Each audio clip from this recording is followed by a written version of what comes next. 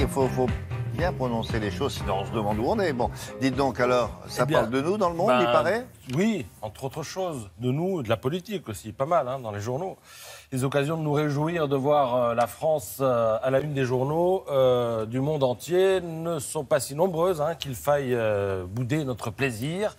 Donc je vous montre rapidement quelques unes venues d'ailleurs. Certaines sont solennelles. Regardez, le Standard, la Libre Belgique ou encore De Morgen qui titre un pays en fièvre. J'ai fait... Ah mais il y a des choses originales là. Oui, alors... Et Giocondo, c'est rigolo, ça. Il y a des unes grandiloquentes comme la France libérée pour El Periódico en Espagne. Et puis alors, effectivement, à gauche, Il Tiempo, le Joconde.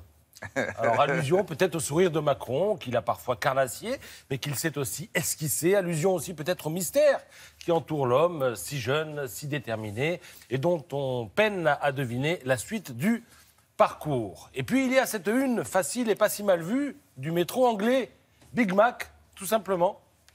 Je pense que le surnom peut faire carrière, et tant qu'à faire dans l'alimentaire, eh bien, disons que Macron a désormais une grosse fringale de député. Oui, il doit rassembler pour convaincre, comme l'écrit l'Union.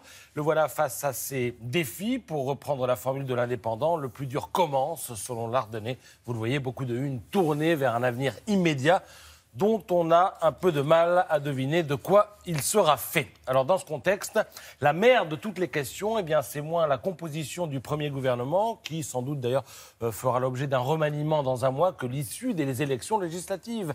Quelle assemblée pour Macron? Titre avec pertinence Presse Océan. C'est ce qu'on appelle le troisième tour. Et c'est ce qui mobilise l'attention du Parisien ce matin. Frédéric Vézard écrit à juste titre que les législatives, eh bien, ce sont 577 batailles à mener en parallèle, nécessitant chacune une organisation millimétrée, des troupes aguerries et une fine connaissance locale du terrain. Manière de se demander si les troupes de Macron sont les mieux armées pour rafler la mise. Macron, lui, veut y croire. Objectif 289 députés, c'est la majorité absolue, auxquels s'ajoutent 184 insoumis, ça c'est 4 insoumis, ça c'est l'objectif Mélenchon, auxquels s'ajoutent 40 FN, ça c'est l'objectif Le Pen, auxquels s'ajoutent 80 socialistes, ça c'est l'objectif Cazeneuve, auxquels s'ajoutent 289 LR, ça c'est l'objectif Barouin, qui veut forcer Macron à une cohabitation. Moi j'ai sorti ma calculette ce matin, ça nous fait 872 députés dans une chambre qui ne compte que 577 sièges. Ils vont siéger dans les couloirs. Il va y avoir des déçus, évidemment, et il n'est pas sûr que les déçus en question se ramassent chez Macron plutôt que dans les ruines du PPTF, le paysage politique traditionnel français.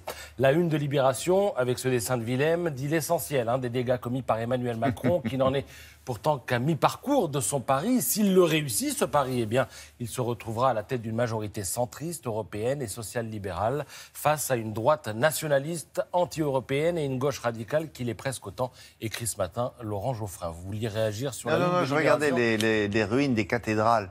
Oui, vous avez la cathédrale PS, la cathédrale LR, la cathédrale FN. On dirait un bombardement après un bombardement. Et oui.